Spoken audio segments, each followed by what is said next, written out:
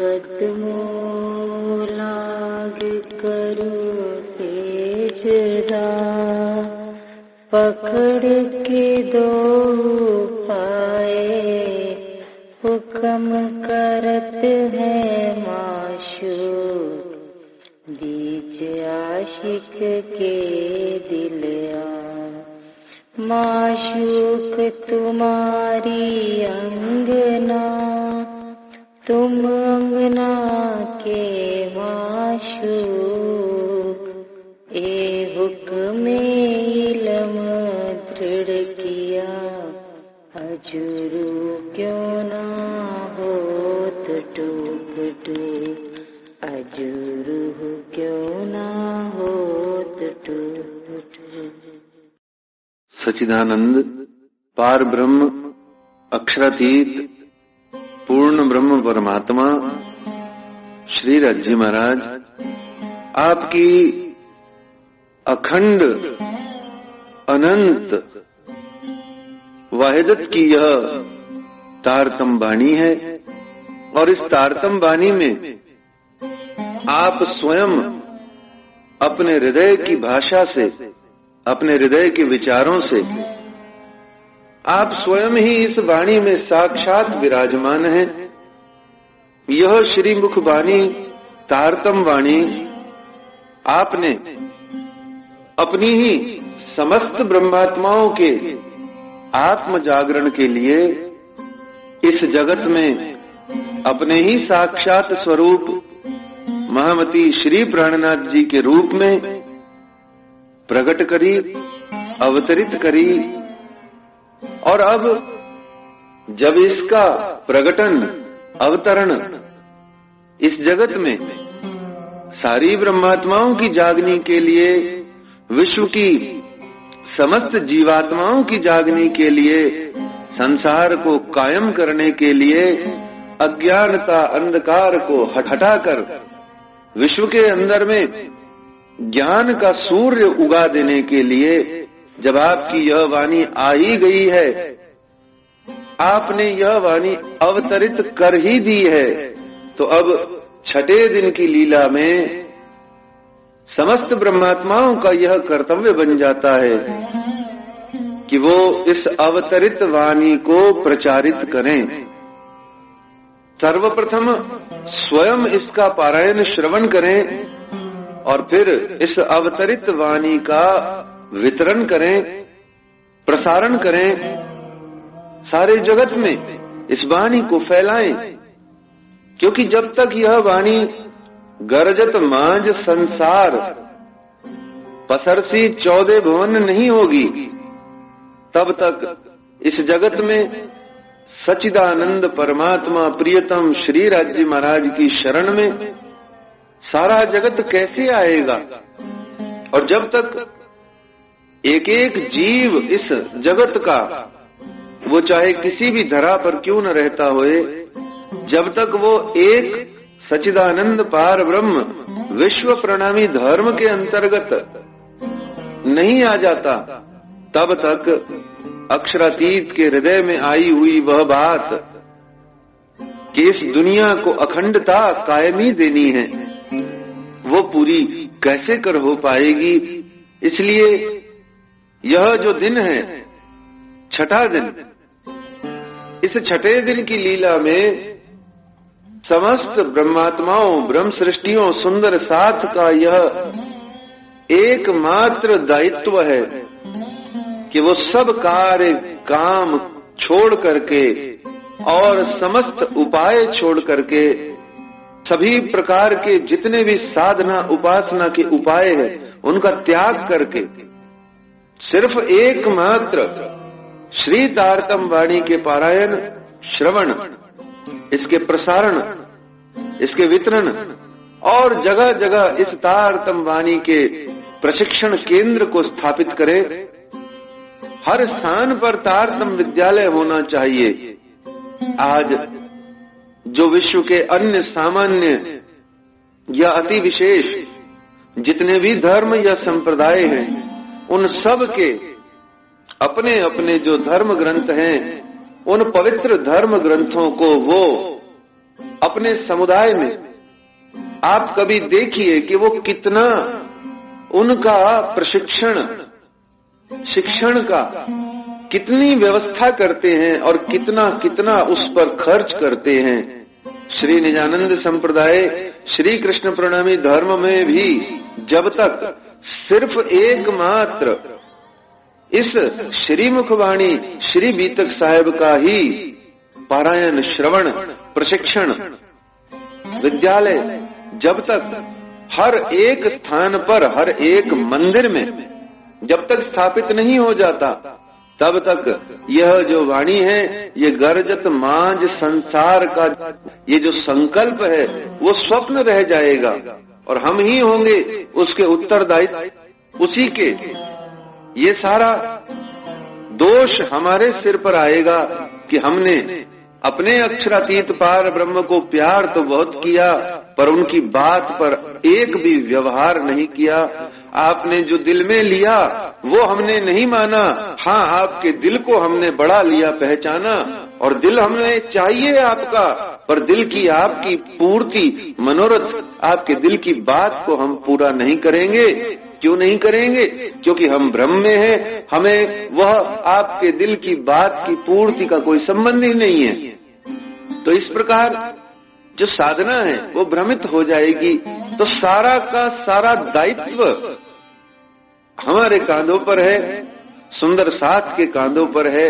वस्तुतः देखा जाए तो मंदिरों में पूजा अर्चना या उपासना यह एक विधि विधान है। हर एक सामान्य जन को परमात्मा की ओर लगाने की बात है और इस एक साधारण उपाय से हर कोई मनुष्य परमात्मा की ओर बढ़ता है, उनके प्रति निष्ठा, श्रद्धा की भावना को दिल में धारण किए रहता है। पर वह श्रद्धा, वह निष्ठा की भावना जब तक शुद्ध निष्ठा, विशुद्ध आस्था, दृढ़ ईमान के रूप में जब तक उनके हृदयों में स्थापित नहीं होती, तब तक वह कोई भी मनुष्य कैसे बन पाएगा? मानवता की भलाई, मानवता की सेवा कैसे कर पाएगा?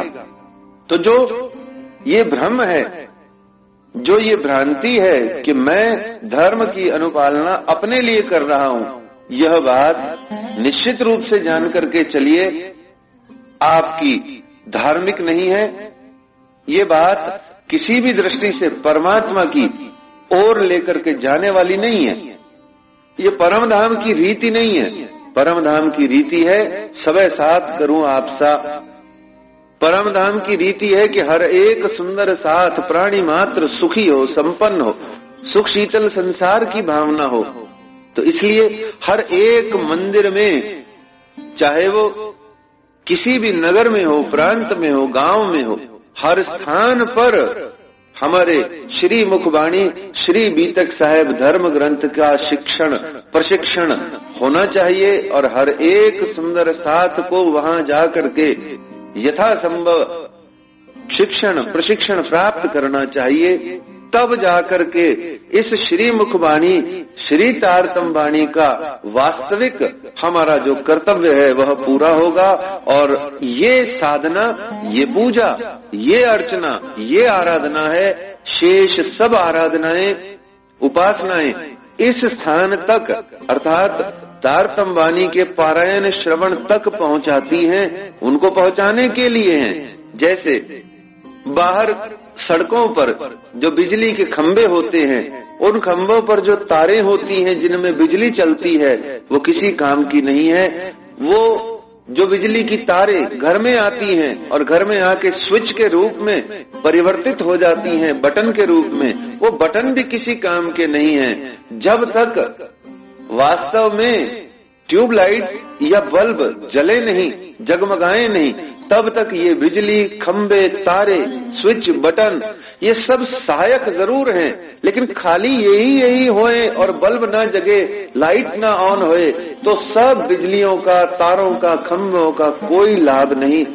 उसी प्रकार से जितनी भी उपासना की विधियां हैं, साधना की विधियां हैं, जो कुछ भी है वो सब इसलिए है कि हृदय का अंधकार मिटे, अंतर हृदय में निर्मलता आए, मानव मात्र की भलाई का भाव जगे, हर एक आत्मा के भीतर में परमात्मा विराजमान है, परमात्मा ही सर्व आत्माओं के एकमात्र मालिक हैं, ये बात दिल भीतर में स्थापित होए। और जब तक ये बात दिल में स्थापित नहीं होती तब तक की गई साधना, अर्चना, उपासना आदि सब अधूरी है, अल्प है। और एक दृष्टि से देखा जाए, यदि जीवन उन्हीं में पूरा हो जाए तो वो सब व्यर्थ, साधना पूरी न हो पाई, मानव जन्म सफल न हो पाया, मान के देह अखंड न हो पाई। किस प्रकार से हम अपने जीवन में जब तक वास्तविक अंधकार को मिटा करके यथार्थ प्रकाश को जब तक हृदय में नहीं लाते, तब तक हम कैसे करके कह पाएंगे हमारी आत्मा जागृत हो गई, हम आत्मीय होकर के परमात्मा प्रियतम के स्वरूप शोभा श्रृंगार को निरख निहार रहे हैं, इशक प्रेम हमारे दिल भीतर में आ रहा है, तो बात बनेगी नहीं। ये कैसा इश्क प्रेम जो परमात्मा की स्वरूप को, परम धाम को निरखते निहारते समय तो बहुत आनंद दे, बहुत प्यार आए, तरह तरह की भावनाएं आए, और जैसे ही उन्हीं परम धाम के किन्हीं सुंदर साथ से मिले तो घृणा पैदा हुए, द्वेष पैदा हुए, तो यह प्रेम परम धाम का हो नहीं सकता। अर्थात ये अंधकार अभी मिटा नहीं। अंधकार को मिटाने के लिए जिस तार तंबानी की जरूरत है और उस तार तंबानी का शिक्षण प्रशिक्षण जरूरी है, उसको पहले निभाया जाए। हर एक सुंदर साथ कदम से कदम बढ़ा करके आगे बढ़े, कुर्बानियों का जीता जागता नमूना बने, अपने आप को तन मन धन को कुर्बान करे अपने प्राण बल्लभ पर। ठीक वैसे ही जैसे महाराजा छत्रसाल जी कहते हैं, श्री प्राणनाथ के धर्म पर जो कोई ल्यावे ईमान, छत्रसाल तिन ऊपर तन मन धन कुर्बान।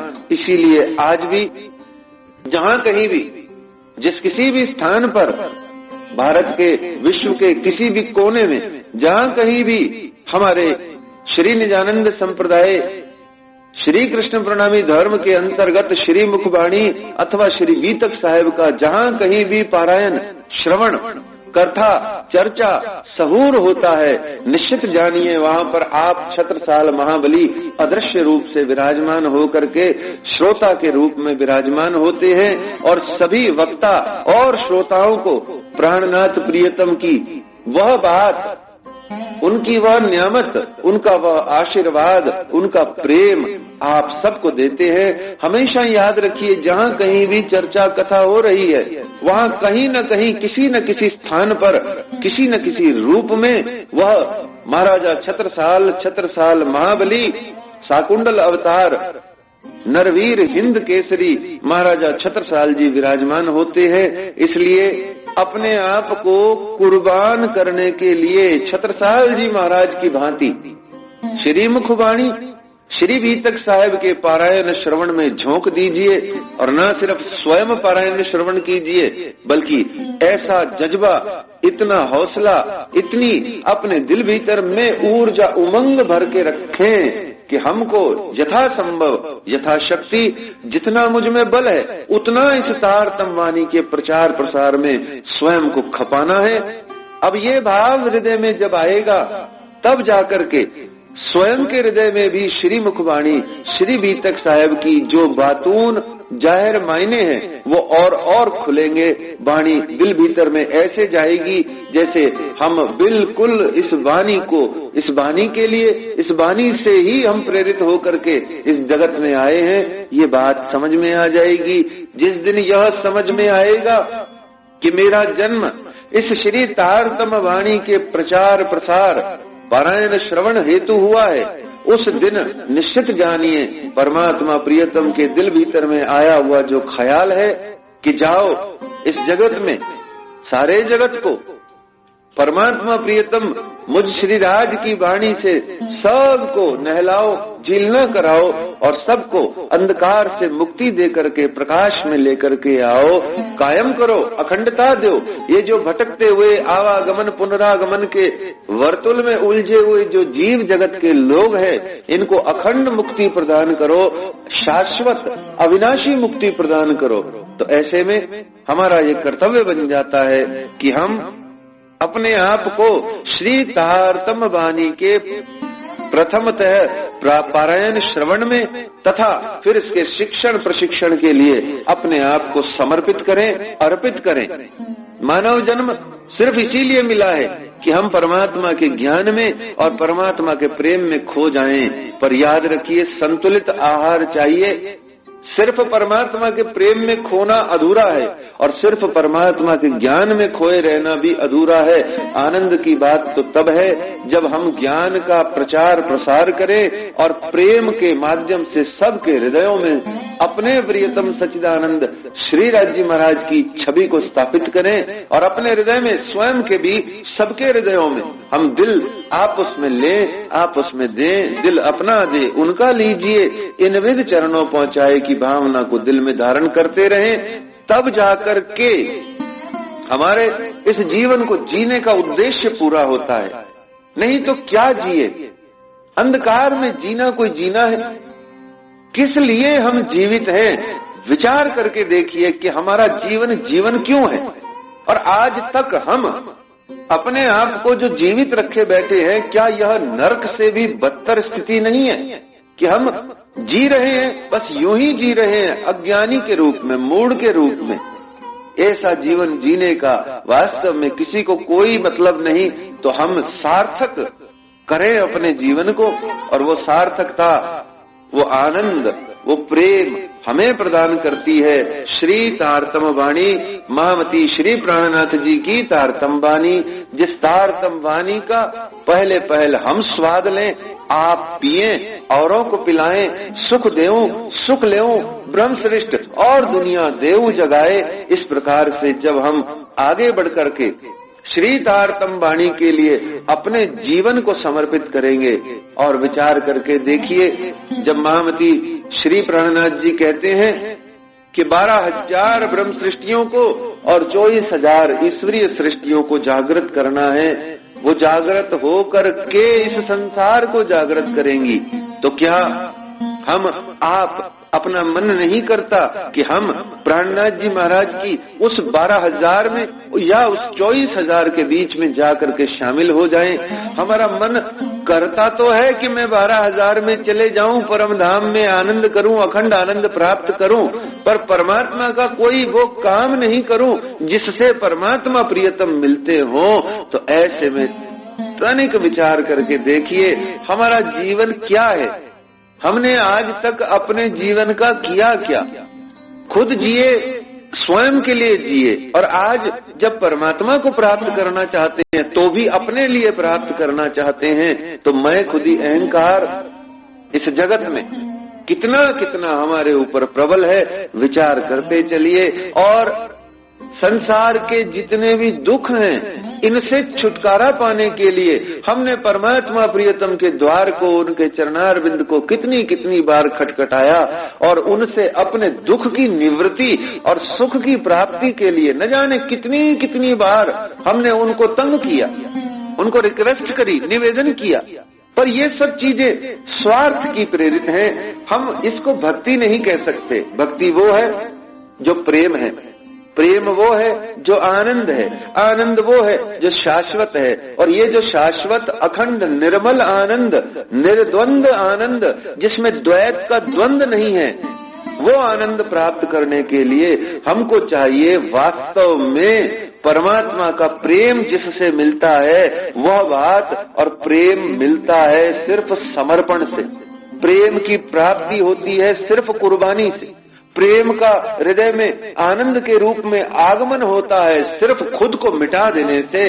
और उस प्रियतम के काम में, उस प्रियतम के नाम में, उस प्रियतम के रूप में, उस प्रियतम के मिलन की चाह में स्वयं को डुबो देवे, उसको अपने आप को उनके मिलने की चाहना में खत्म कर देवे, कुर्बान कर देवे, वारी वारी चले जाएं, न्योछावर हो जाएं, बलिहारी चले जाएं, अपने अंगों को टूक टूक करके, वार वार करके, रोम रोम नक्शिक को अपने धाम धनी प्रियतम परमात्मा पर वार करके फेंक दें। तब जाकर के शायद हमारे अंतर हृदय की कुछ प्यास बुझे और परमात्मा का प्रेम मिलन हमें प्राप्त होए।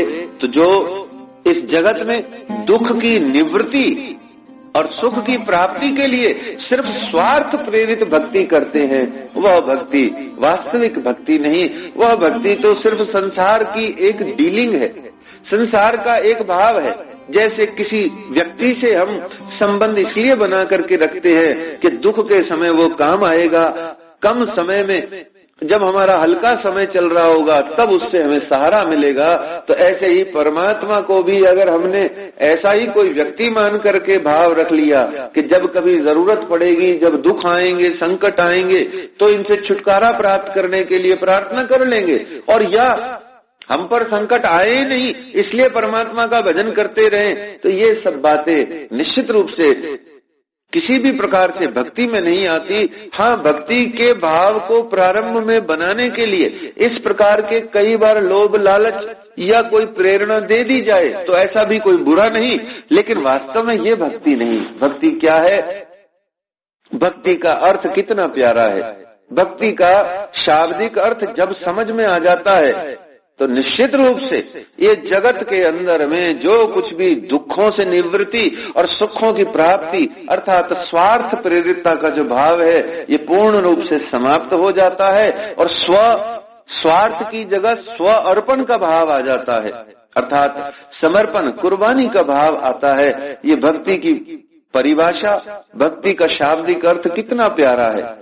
भक्ति अर्थात जो जोड़ देवे, विभक्ति अर्थात जो तोड़ देवे, भक्ति अर्थात जो आत्मा को परमात्मा से जोड़ देवे, और विभक्ति अर्थात जो आत्मा को शरीर से तोड़ देवे। तो विभक्त कर दीजिए अपने शरीर को अपनी आत्मा से, जीते जी अपनी आत्मा को पहचानिए, पहले आप पहचानिए, और उसके साथ में जैसे ही आत्मा और शरीर की विभक्ति बनेगी तत्काल प्रभाव से संसार से, पिंड से, ब्रह्मांड से हमारी विरक्ति हो जाएगी, और विरक्ति होने पर परमात्मा के प्रति जो भक्ति है वो धीरे धीरे बढ़ती जाएगी। और जैसे भक्ति बढ़ती जाती है, जैसे जैसे भक्ति बढ़ती जाती है, वैसे वैसे हमारे हृदय में परमात्मा का आगमन, उनका हमारे जीवन में, हमारे हृदय में उनका पदार्पण होना चाहिए, और होता है। तो हमने अगर इस जगत में दुखों की निवृत्ति और सुखों की प्राप्ति के लिए भक्ति करी तो परमात्मा हमारे हृदय में नहीं आएंगे, दुख हमारे से निश्चित रूप से चले जाएंगे, सुख हमारे जीवन में संसार के आएंगे, लेकिन परमात्मा का इसके बीच में क्या स्थान है भला? परमात्मा को पाने के लिए भक्ति है, और भक्ति यही है कि मैं अपने आत्म स्वरूप से परमात्मा से जुड़ जाऊं, एक हो जाऊं, एक आत्म हो जाऊं, तो भक्ति उसको कहा।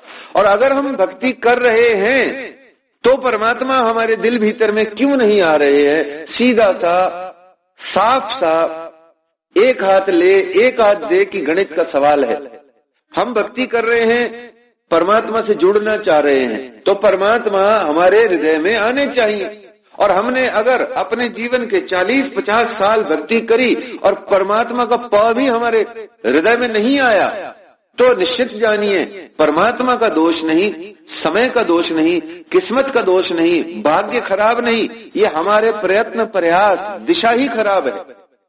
हमने जिसको भक्ति माना वो भक्ति है ही नहीं, वो तो सब भक्ति की प्रारंभिक तैयारियां हैं। तो ऐसी तैयारियों से क्या होता है?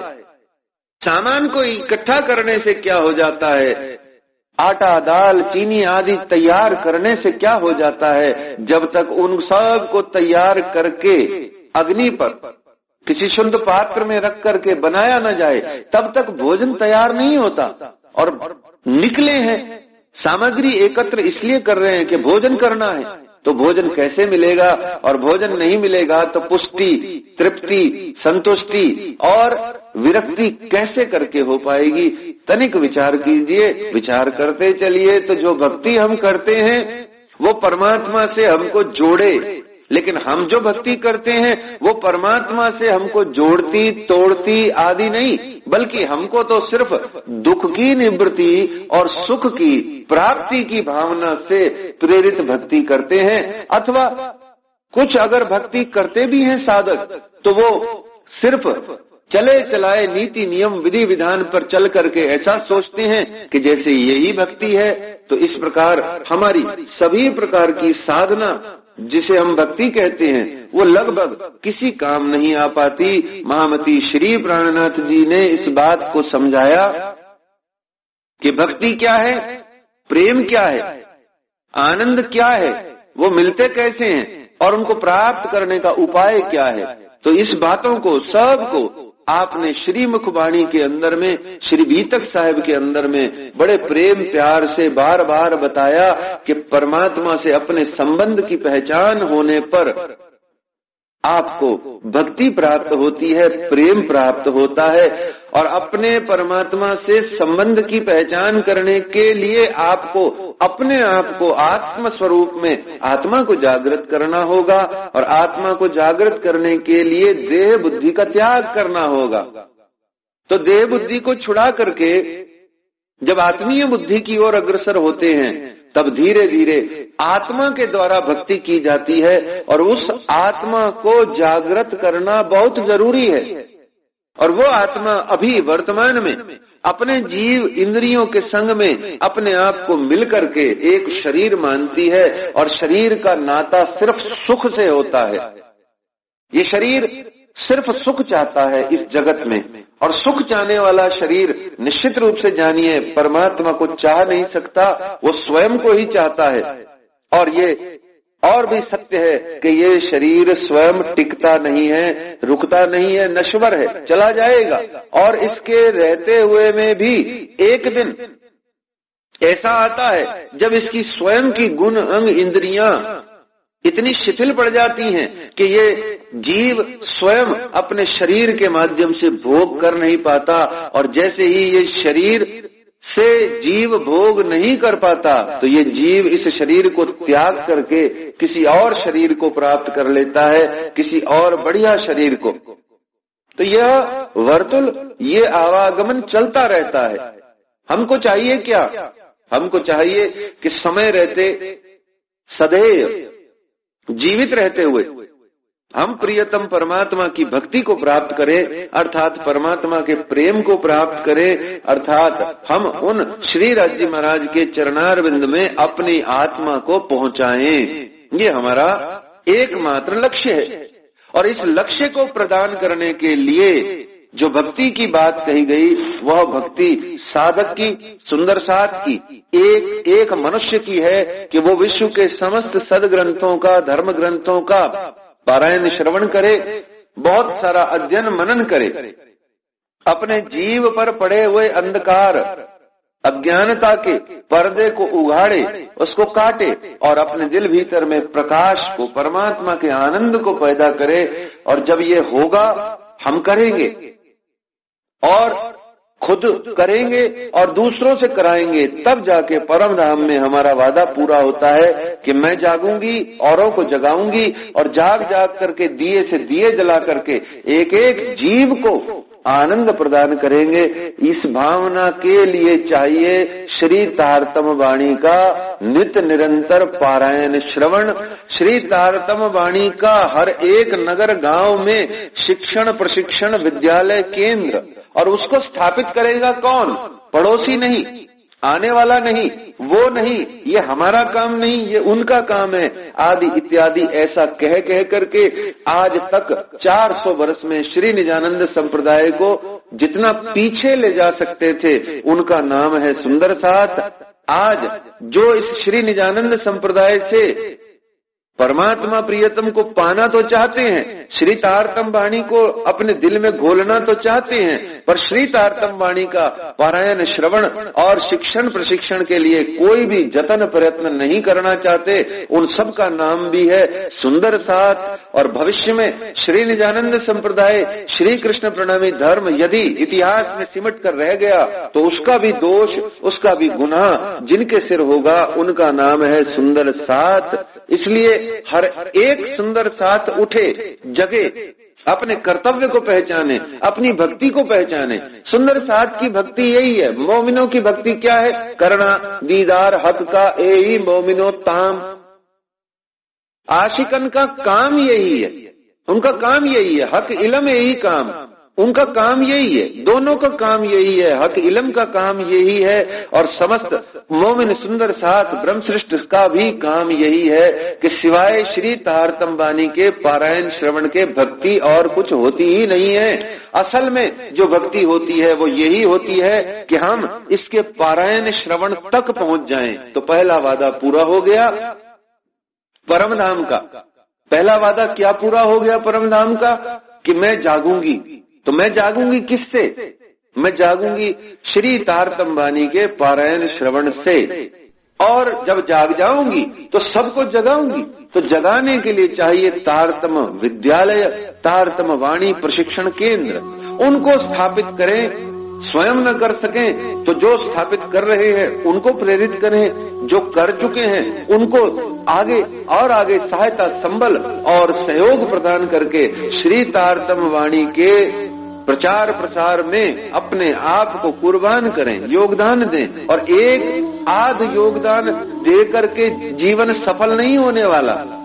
एक आध योगदान से यह जीवन तरने वाला नहीं है।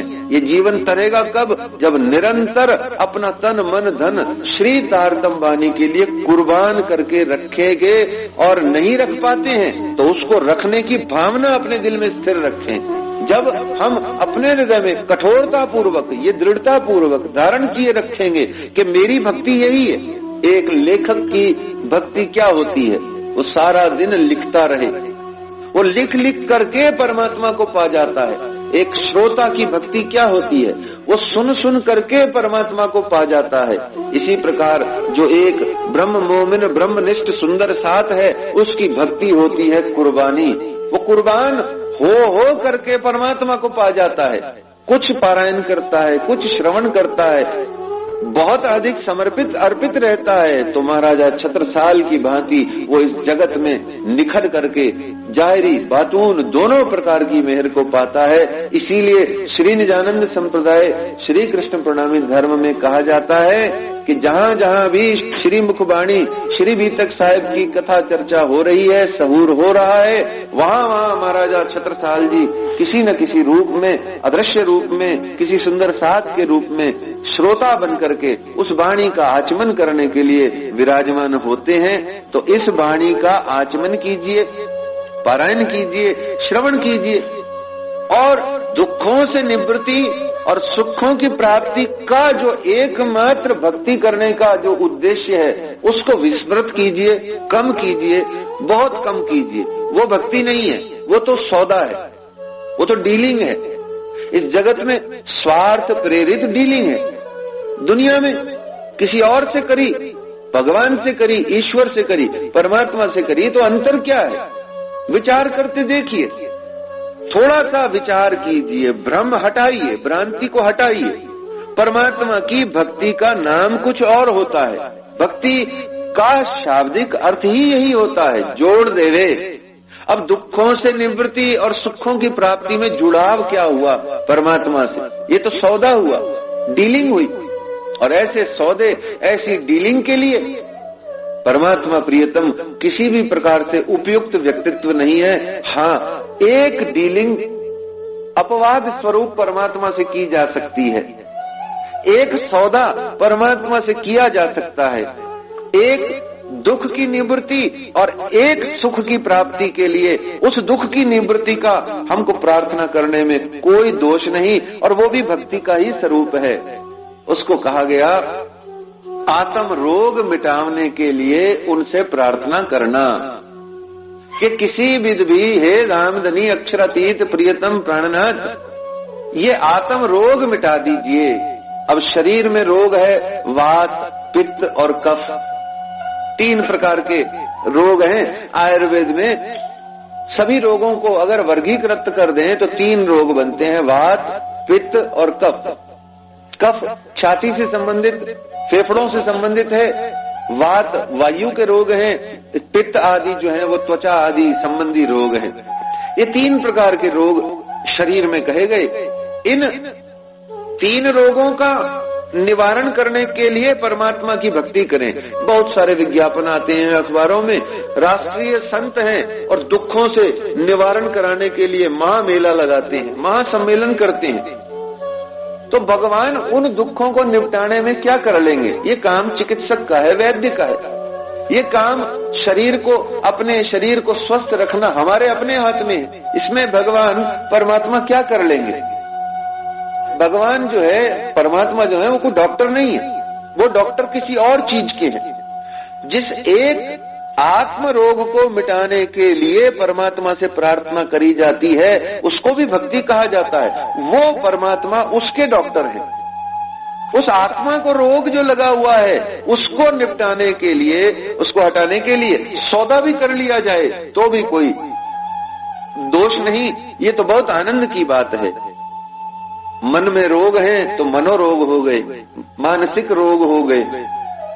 पर साकार ब्रह्म के उपासक, जो स्वलीला अद्वैत के उपासक हैं, सुंदर साथ हैं, उनमें अगर आत्मा को कोई रोग लगा हुआ है तो उसको कहा गया आत्मा का रोग।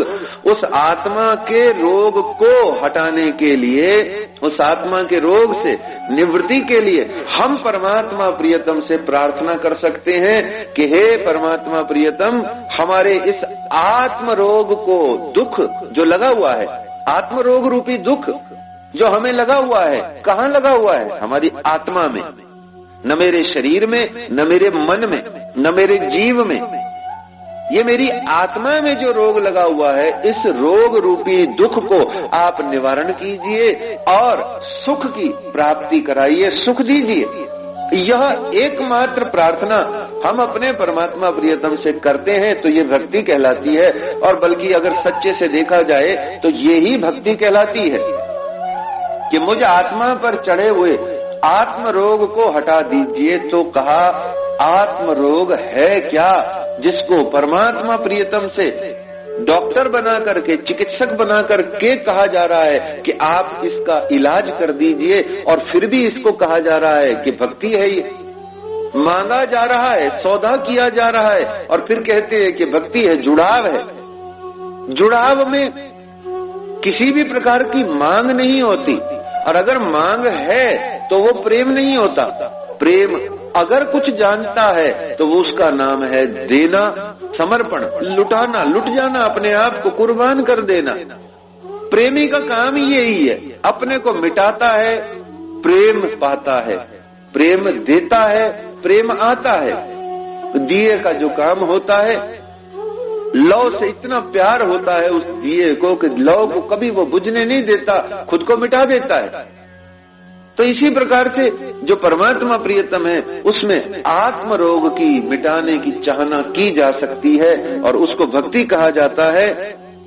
तो महामती, श्री प्राणनाथ जी की दृष्टि में आत्म रोग है क्या? क्या है ये आत्म रोग जिसको मिटाने की हम कामना करते हैं, प्रार्थना करते हैं? तो रोग जो होता है उसे विकार भी कहते हैं। एक विकार सा लग जाता है। किस प्रकार का विकार? विकार कहते हैं जो अड़चन हो, जो बाधा हो, जो विघ्न हो, जिस कारण से त्रुटि हो रही है, जिस कारण से कार्य की पूर्ति नहीं हो रही, उसको कहते हैं विकार। जो पूरा नहीं होने दे रहा उसको कहा विकार। और ये जो आत्मा पर रोग विकार चढ़ा हुआ है, वो है परमात्मा से न मिल पाने का विकार, रोग, कि परमात्मा से आत्मा मिल नहीं पा रही, ये रोग लगा हुआ है, विकार के रूप में है ये। तो परमात्मा को पाना है, आत्म रोग को मिटा करके पाया जा सकता है। और आत्म रोग लगाना ये किसके बस में है? और आत्म रोग लगता कैसे है?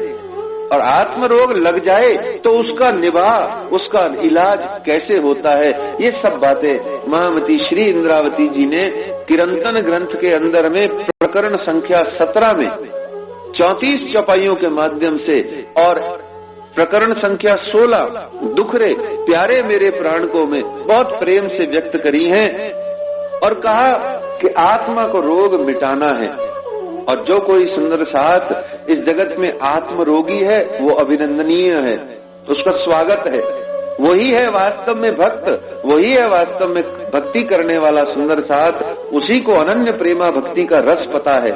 और जो इस जगत में अपना रोग, अपने समाज का रोग, अपने घर परिवार का रोग आदि मिटाने के लिए, दुखों से निवृत्ति के लिए, सुखों की प्राप्ति के लिए, सांसारिक सुखों की प्राप्ति के लिए परमात्मा की चरण शरण में जाते हैं, वो वास्तव में भक्त नहीं, वो सौदागर है।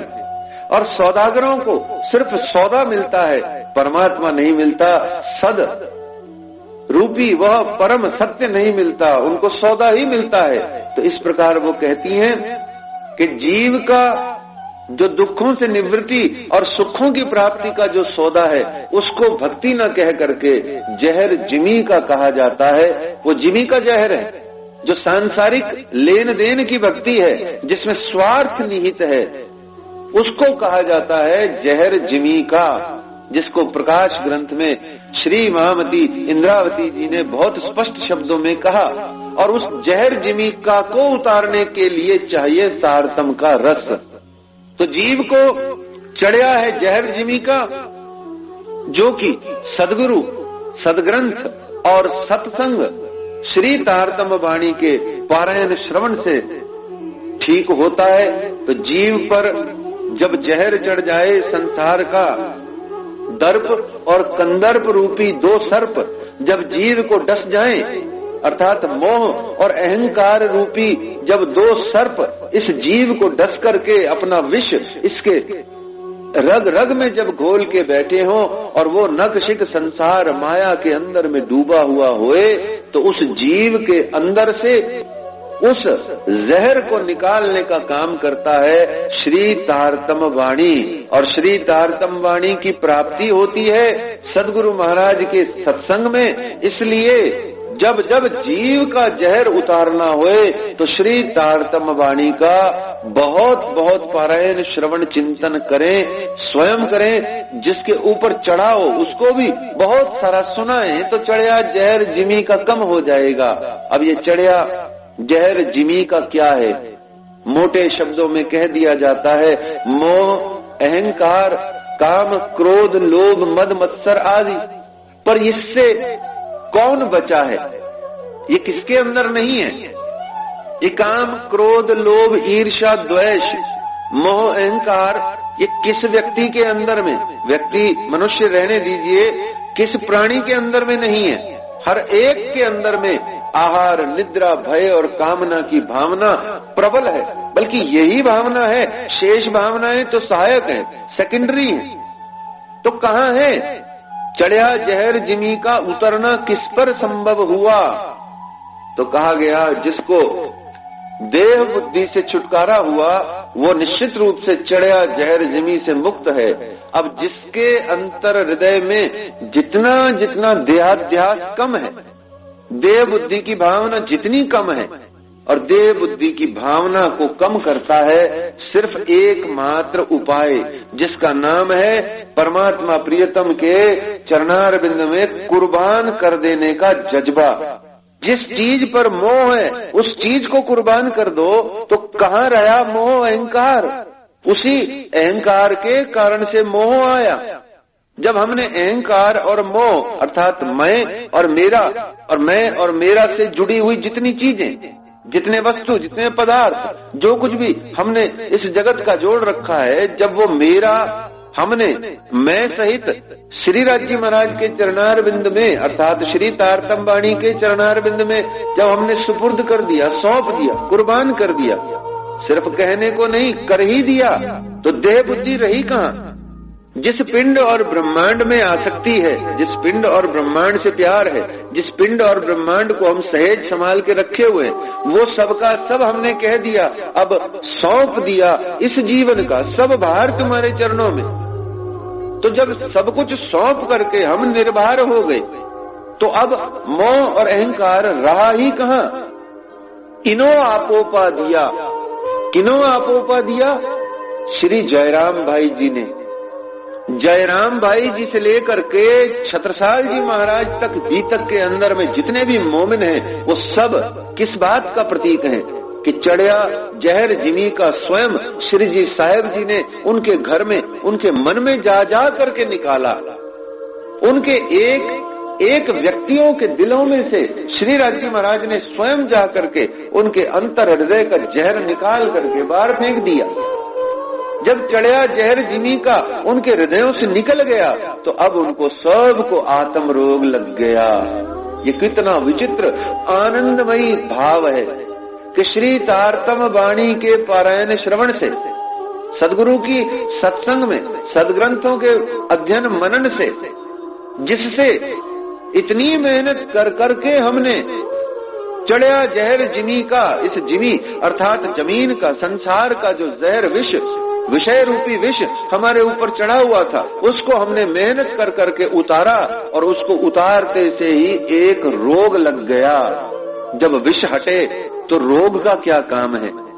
जब विष हमारे रग रग में से, नखशिख में से निकल गया, हमारे एक एक नस में से जब विष निकल गया तो रोग का क्या काम है? फिर तो निरोगता, स्वास्थ्य, आनंद, मौज होनी चाहिए। तो महामती जी कहते हैं अभी काम पूरा नहीं हुआ, खाली चढ़िया जहर जिमी का उतारना पर्याप्त नहीं है। अभी ये जो आत्म रोग लगा है, इस आत्म रोग को मिटाने के लिए एक बहुत बड़े वैद्य को बुलाना पड़ेगा।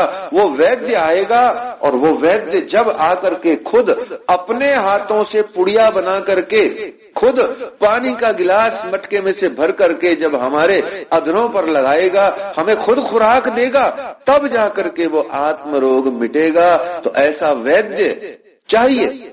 और वो वैद्य इस जगत संसार ब्रह्मांड में सिवाय प्रियतम प्राणनाथ श्री राज्य महाराज के, परमात्मा के सिवाय कोई नहीं है। तो आत्म रोग को मिटाने का अर्थ होता है कि परमात्मा स्वयं आए, मुझसे मिलें, मुझसे बात करें, मुझसे प्रेम करें, मुझसे प्यार करें, मेरे साथ रहें, तब जाकर के वो आत्म रोग मिटेगा।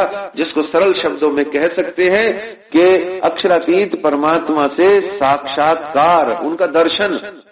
तो महामती जी कहती हैं कि जब तारतम वाणी के पारायण श्रवण चिंतन से यह जहर उतर जाए, चढ़िया जहर जिमी का, और चढ़िया जहर जिमी का उतर जाए या न्यूनतम हो जाए, तब उस कुछ जागृत या पूर्ण जागृत आत्मा को अब परम धाम चाहिए। अब उस आत्मा को परमात्मा का स्वरूप, शोभा, श्रृंगार चाहिए। अब उस आत्मा को, जागृत आत्मा को दिव्य परम धाम की लीलाओं में रमण चाहिए।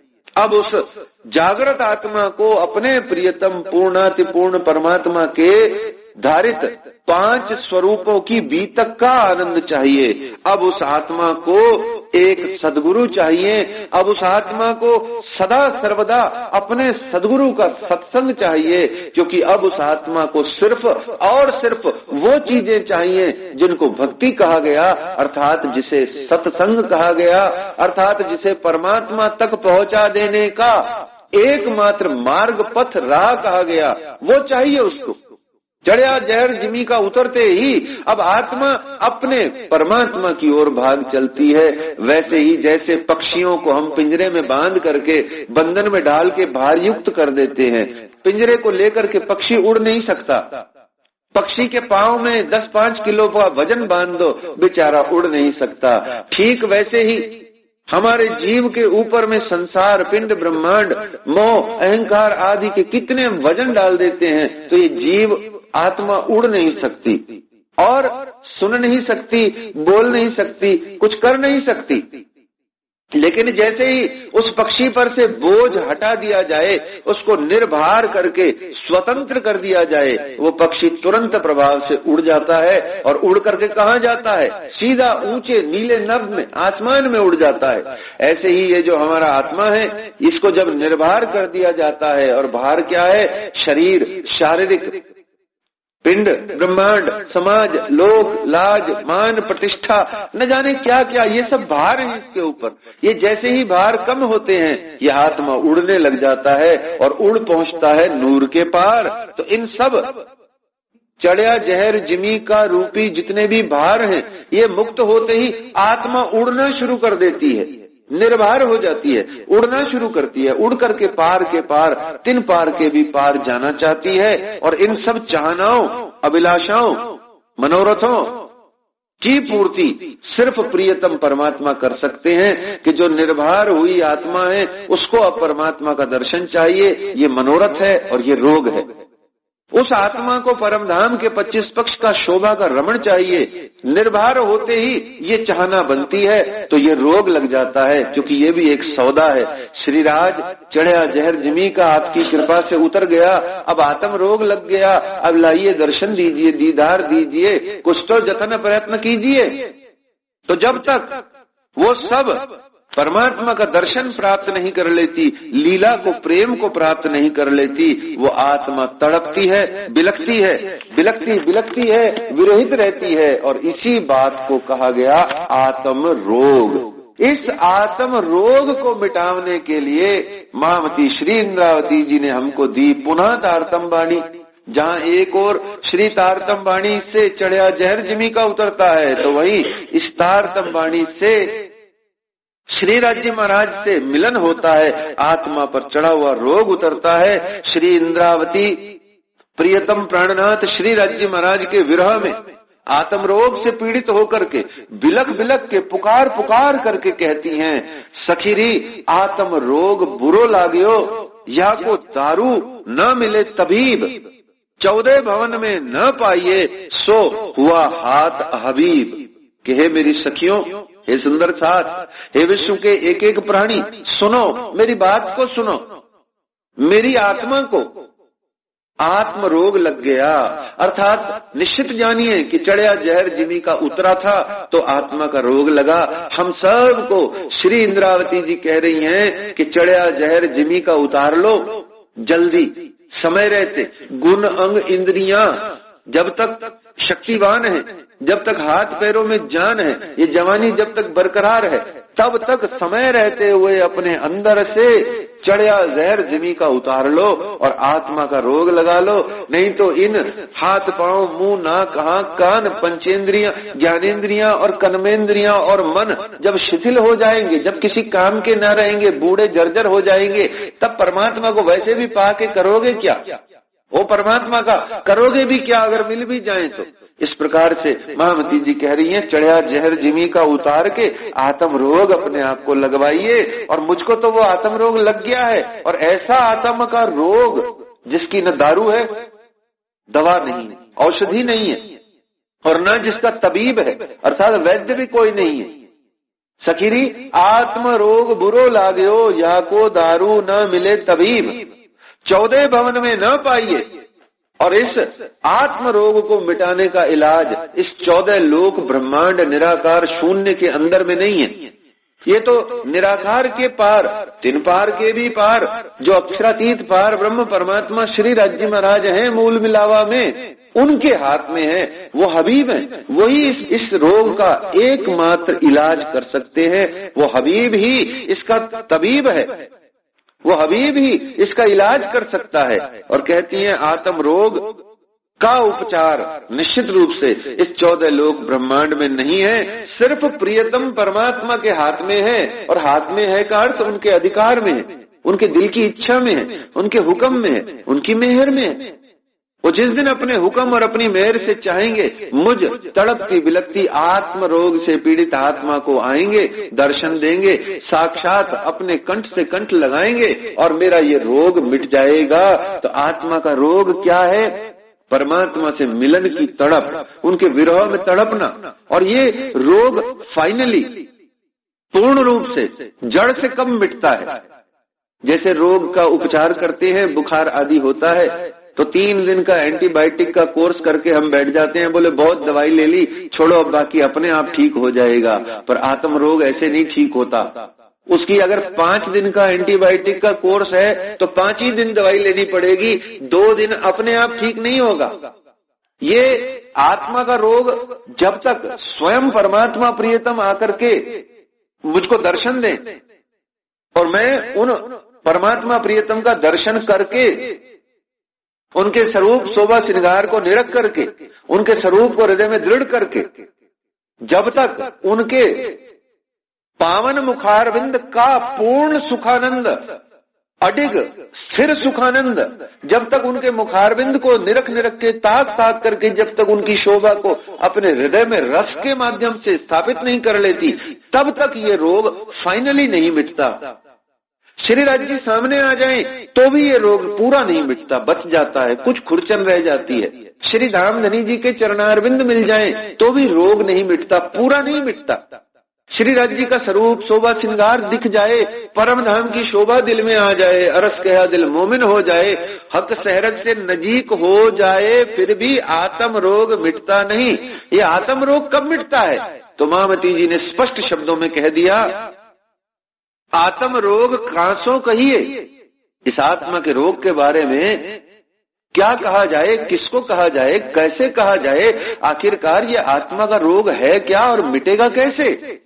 तो मामती जी ने कहा कि आत्म रोग कांसों कहिए, जिन पीठ दई पर आत्म, जिन परात्माओं ने परमात्मा प्रियतम को, जिन आत्माओं ने परमधाम को, परमात्मा को, अपनी परात्माओं को जिन्होंने पीठ दे दी, उन आत्माओं को जाकर के कैसे करके ये बात समझाई जाए। और मैं इंद्रावती स्वयं उसका सबूत हूं कि मैंने खुद अपने परात्म को पीठ दे दी, तो इसमें किससे जाके कहूं कि ये आत्मा का रोग मिटेगा कैसे? आत्म रोग कांसों कहिए, जिन पीठ दई पर आत्म, ए रोग क्यों ए न मिटे, जो लो देखे न मुख ब्रह्म। कि मैं कैसे करके अपने स्वयं के उस नूरी चिन्मय परात्म स्वरूप की उपेक्षा करके बैठी हूं, और इसको हमको अपने ऊपर घटित करना है कि हम उनको पीठ दे करके नश्वर जगत से नाता जोड़ के बैठे हैं। ये हमारा दोष है। तो आत्मा का रोग क्या है कि मैं नश्वर जगत में आकर के परमात्मा को पीठ दे करके बैठी हूं, और जब तक अब परमात्मा इस नश्वर जगत में आकर के मुझको दर्शन नहीं दे देते, और न सिर्फ दर्शन देते बल्कि मेरे को अपने मुखारविंद का संपूर्ण सुखानंद नहीं देते। और संपूर्ण सुखानंद सिर्फ यही होता है, साधारण सी दुनिया में बात है, जो चीज हमको बहुत ज्यादा पसंद होती है उसको हम बहुत बार देखना चाहते हैं। सीधी सी इस दुनिया की गणित है, जो चीज बहुत पसंद है उसको कई बार देखते हैं, बस इतना सा भाव है। तो परमात्मा चूंकि सबसे ज्यादा पसंद है, और वास्तव में कहा जाए तो परमात्मा के अलावा कुछ और पसंद ही नहीं है। तो जब परमात्मा के अलावा कुछ और पसंद नहीं है, तो सिर्फ उनका मुखारबिंद ही एक चीज रह जाती है जिसका बार बार दर्शन करने का मन है। तो कहती हैं महामती श्री इंद्रावती जी, आत्म रोग कांसो कहिए, जिन पीठ दई पर आत्म, ए रोग क्यों ए न मिटे, जो लो देखे न मुख ब्रह्म। जब तक परमात्मा प्रियतम का मुखारबिंद नहीं देख लेते, तब तक कैसे करके ये आत्म रोग मिट सकता है। तो महामती जी कहती हैं, सखीरी आत्म रोग बुरो लागियो, बहुत बुरा रोग है ये। और एक तरीके से दूसरी बात भी कर रही है कि तुम ऐसा करो कि जो चढ़िया जहर जिमी का है इसको लगवाए रखो, आत्म रोग मत लगवाओ, ये बुरा है। चढ़िया जहर जिमी से भी बुरा है, क्योंकि चढ़िया जहर जिमी में तो तुम सुख पा रहे हो, मौज कर रहे हो, मस्ती कर रहे हो, बहार कर रहे हो, पर इसके आत्म रोग में आते ही, आत्म रोग के दायरे में आते ही दुखों की ऐसी झड़ी लगेगी, सांसारिक दुखों की ऐसी झड़ी लगेगी कि वो जो सुख में, माया में आनंद मौज मस्ती बहार करते हुए अपने जीवन को गुजार रहे थे, यक बयक वो सब गायब हो जाएंगे, और फिर तुम बहुत दुखी होने वाले हो। तो ये बुरा है रोग, ये अच्छा रोग नहीं है। अब ये बात दोनों तरीके से समझने की है कि सांसारिक दृष्टि से देखा जाए तो दुनिया का दुख गंदा है और दुनिया का सुख अच्छा है, पर अगर आध्यात्मिक दृष्टि से देखा जाए तो दुनिया का दुख आध्यात्मिक दृष्टि से बहुत अच्छा है, और दुनिया का सुख आध्यात्मिक दृष्टि से किसी काम का नहीं है। ये महामती श्री इंद्रावती जी ने सीधा सीधा इस बात को कही कि क्या कहती हैं कि मैंने वेद पुराण सारे देखे, सभी प्रकार के वेद पुराणों का मैंने अध्ययन मनन किया, और मैंने उसमें यही पाया क्या कि जो एकमात्र दुख है वो आत्म रोग को लगाता है। आत्म रोग जिससे लगता है वो है संसार का दुख। तो महामती जी कहती हैं, सो हबीब क्यों पाइए, सो हबीब परमात्मा प्रियतम कैसे कर पाया जाए, कई कर कर थके उपाय। सारा जगत संसार कितने प्रकार के उपायों को कर करके थक गया। सो हबीब क्यों पाइए कई कर कर थके उपाय, शास्त्र देखे सब सबद तिन दुख दिया बताए। कि मैंने इस जगत में देखा कि सभी प्रकार के वेद शास्त्र पुराणों में जिस दुख की बात का वर्णन किया है, उस दुख से ही परमात्मा प्रियतम का मिलन होता है। शेष सभी प्रकार की बातें किसी विशेष काम की नहीं। ये दुख है जो दीवानगी देता है, ये दुख है जो सयानप देता है, ये दुख है जो परमात्मा से मिला देता है, और ये दुख ही है जो दावानल काट देता है। जिसको महामती जी ने सबसे पहले कहा, ये जो माया 6 अत बलवंती उपनी 6 मूल धनी थकी। महामती जी ने सबसे पहले इसी बात को कहा कि दावानल वले कई बार। तो दुख दावानल काटे, दुख दावानल को काट देता है, और काटत सकल विकार, सभी प्रकार के विकारों को काट देता है। दुख काटत मूल माया को, माया का जो मूल है मोह और अहंकार, इसको काट देता है दुख। और बड़े नहीं विस्तार। तो जब मोह नहीं हमारे दिल में, जब अहंकार नहीं हमारे दिल में, तो माया का विस्तार तो मोह और अहंकार से होता है। मूल प्रकृति मोह अहम से उपजे तीनों गुण। ये सारा संसार मूल प्रकृति और मोह अहंकार से विस्तृत होकर के बना है। जब हमारे अंतर अंतर और अंतर में ये दुख दुख दुख इतना बढ़ जाए कि मोह और अहंकार पर चोट कर करके उस मोह और अहंकार की नसों को काट दे, जड़ों को काट दे, तो इसका विस्तार माया का हमारे दिल भीतर में कैसे होगा? जब माया का विस्तार नहीं होगा तो निश्चित जानिए वो परमात्मा प्रियतम से मिलने का आत्म रोग हमें लगेगा। तो दुख से आत्म रोग बढ़ जाता है, लग जाता है। संसार का दुख आता है तो यह मत समझें कि परमात्मा की हम पर कहर है, ये परमात्मा की हम पर मेहर है। क्यों? क्योंकि श्री इंद्रावती जी कहती हैं, दुख प्यारो है मुझको जासो होए पियो मिलन, कहा करूं मैं तिन सुख को आखिर जित जलन। कि जिस संसार के सुख से मेरे को जलन होए, जिस संसार के सुख से मुझको आखिरकार धर्मराय का मुख देखना पड़े, ऐसे सुख का मैं क्या करूं? मुझको चाहिए वो चीज, वो दुख जो मुझको परमात्मा प्रियतम अपनी ओर खींच खींच करके लेकर के जाए। तो उसको सांसारिक भाषा में दुख कहते हैं और उसको आध्यात्मिक भाषा में परमात्मा की मेहर या कृपा कहते हैं। तो महामती जी ने स्पष्ट कह दिया, मैं तो चाहिए सुख को। महामती श्री इंद्रावती जी कहती है, मैं तो चाहिए सुख को पर धनी की मुझ पर मेहर। मैंने तो बहुत संसार का सुख चाहा, मुझे सत्ता मिले, धन मिले, वैभव मिले, कामिनी मिले, कंचन मिले, कीर्ति मिले, सारा जगत मेरे आगे पीछे घूमे, मेरे को नतमस्तक होए, मैं इस जगत में दिखाई दूं, मुझे ऐसा सुख चाहा मैंने। तो मैं चाहा सुख को पर धनी की मुझ पर मेहर। हालांकि ऐसा महामती जी ने कोई चाहना कभी करी नहीं, ये सिर्फ हमको समझाने के लिए कहा जा रहा है कि हमारी चाहनाएं ऐसी होती हैं।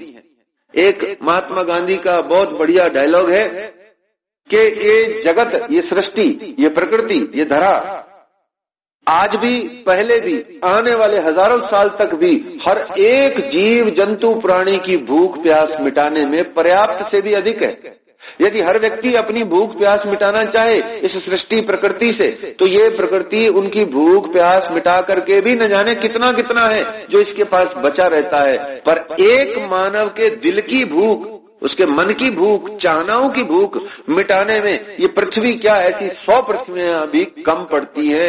इसलिए महामती जी साफ कह रही हैं, हमको, हमारे को कह रही है, महामती जी को कोई सुख की चाहना नहीं। प्राणनाथ अक्षरातीत परमात्मा जो खुद सच्चिदानंद पार ब्रह्म होए, उसको काहे की चाहना? वो तो सिखापन है, एक प्रेरणा की बात है। तो मैं चाहिए सुख को पर धनी की मुझ पर मेहर, ताते दुख फेर फेर लिया अब सुख लगत है जहेर। ऐसी भावना साधना की बने कि संसार के दुख होते क्या है। महामती जी ने साफ कहा कि इन दुख सुख से जिन डरो, अपने धनी चाहिए सन्मुख। श्री राज जी महाराज सामने हो तो ये संसार का दुख सुख है क्या चीज? भगवत गीता में कहा, जो दुख सुख दोनों में समभाव रहे, मुझको वही भक्त प्रिय है। दुख और सुख संसार के होते क्या है, अर्थात मेरा शरीर का भाव अभी मिटा नहीं और मैं चला परमात्मा का दर्शन करने, तो सुख और दुख में जो समभाव नहीं रखता, जो एक भाव नहीं रहता, अर्थात जिसके हृदय में सदा सर्वदा परमात्मा का भाव नहीं रहता, उनके मिलन का भाव नहीं रहता, उसी को सुख दुख तंग करता है। तो कहते हैं जो साहेब संकुल हो वही तो दुख आवे तिन। कितनी प्यारी बात, सारे जगत से उल्टी थ्योरी। सारा जगत भाग रहा है दुखों से निवृत्त होने के लिए, सुखों की प्राप्ति के लिए। न जाने कितने देवी देवता ज्योतिष जंतर मंत्र तंत्र में अपना जीवन व्यर्थ करके भागता फिर रहा है दुखों से निवृत्त होने के लिए। पर महामती जी बड़े प्यार से अपने घर बैठे हुए क्या कहती हैं कि जो साहेब संकुल हो वही तो दुख आवे तिन। जिस पर परमात्मा की सनुकूलता, कृपा, अनुकूलता होती है, जिस पर परमात्मा सीधे प्रसन्न होते हैं, उसको दुख दे देते हैं। इन दुनिया में चाहकर दुख न लिया किन। आप बैठ जाइए, जाप कीजिए, मेरे पर दुख आए, मेरे ऊपर दुख आए। दुख आने वाला नहीं है आपके ऊपर। आपके ऊपर दुख तब आएगा जब परमात्मा आपको अपनी ओर लगाना चाहे, अर्थात दुनिया से हटाना चाहे, तो दुख दावानल काटे। ये दुख दावाग्नि जो चहु और भड़क रही है, इसको काट देता है। इसलिए महामती श्री इंद्रावती जी एक जगह बड़ी प्यारी बात और भी कहते हैं, दुख में बैठी सुख लेवे महामती पार के पार पिया की प्यारी। इस दुख रूपी संसार में दुखी हो करके अपने परमात्मा के अखंड अलेखे सुखों को प्राप्त कर रही है। इसलिए कहती है सुख तो अलेखे पाइया पर इन सुख ऐसी बात। और कहती है बड़ी प्यारी बात कि दुख ना दीजिए देह को, सुखे छोड़िए शरीर। अब ये दुख कौन सा है? ये वो दुख नहीं जिस दुख की अभी बात चल रही है। ये दुख है साधना की कसनियां, योग साधना, अपने आप को जबरदस्ती उपवास व्रत आदि में खपा खपा करके अपने आप को खराब करना, शरीर को कष्ट नहीं देना, चला करके कष्ट नहीं देना, साधनाएं करना पर भक्ति पूर्वक करना, प्रेम पूर्वक करना, क्योंकि प्रेम का संप्रदाय है ये, प्रेम प्रणामी संप्रदाय है, ये प्रेम निजानंद संप्रदाय है, प्रेम आनंद प्रदान करने वाला संप्रदाय है। इसलिए महामती जी साफ कहती हैं कि दुख दावानल को काट देता है और कोई भी चाह करके दुख को नहीं ले सकता। ये तो जब प्रियतम परमात्मा की मेहर होती है तब हम पर दुख आता है, और उस समय परमात्मा प्रियतम हमको मिलते हैं। क्योंकि मोह अहंकार जो सबसे बड़े बाधक हैं परमात्मा की प्राप्ति में, वो दुख सबसे पहले काटता है। वो दुख हमारे जीवन में आता है तो मोह अहंकार कटेगा, और कटते से ही परमात्मा प्रियतम का दर्शन होता है। तो महामती जी कहती हैं, श्री महामत कहें इन दुख को मोल न कियो जाए। श्री महामत कहें इन दुख को मोल न कियो जाए। लाख बेर सिर दीजिए तो भी सर भर न आने पाए। अपना सिर पूरा 1,00,000 बार दे दे करके दुख को बुला लीजिए, पर एक सर भर अर्थात तिनके के बराबर भी दुख आपके ऊपर नहीं आएगा। ये दुख तो तब आएगा जब प्रियतम परमात्मा की हम पर मेहर होगी। ये आत्म रोग तब लगेगा जब हम पर परमात्मा की मेहर होगी। चढ़िया जहर जिमी का कब उतरेगा? जब सदगुरु की हम पर कृपा होगी, और सदगुरु के सत्संग में उनके सदग्रंथों को बांच करके पारायण श्रवण करके, और न सिर्फ अकेले स्वयं पारायण श्रवण करना है, बल्कि इस पारायण श्रवण के माध्यम से शिक्षण प्रशिक्षण का पूरा प्रचार प्रसार करते हुए बानी गर्जत माज संसार खोजी खोज मिटावे अंधार पसरती 14 भवन का जब भाव हृदय में आएगा तब ये आत्म रोग लगेगा। और आत्म रोग लगने के बाद ऐसा आवत दिल हुक्मे यूं इसके आत्म खड़ी होए, और जब हक सूरत दिल में चुभे तब रूह जागी देखो सोए। जब परमात्मा प्रियतम का मुखारबिंद चरणारबिंद हमारे दिल में आएगा, आके रुक जाएगा, स्थापित हो जाएगा, स्थिर हो जाएगा, और सदा सर्वदा एक वो ही प्रियतम प्राणनाथ श्री राज जी महाराज का मुखड़ा हमें पसंद आएगा, आता रहेगा। तो बताओ भला हमारा इस जगत में ध्यान कहाँ जाएगा? फिर दुख आओ चाहे सुख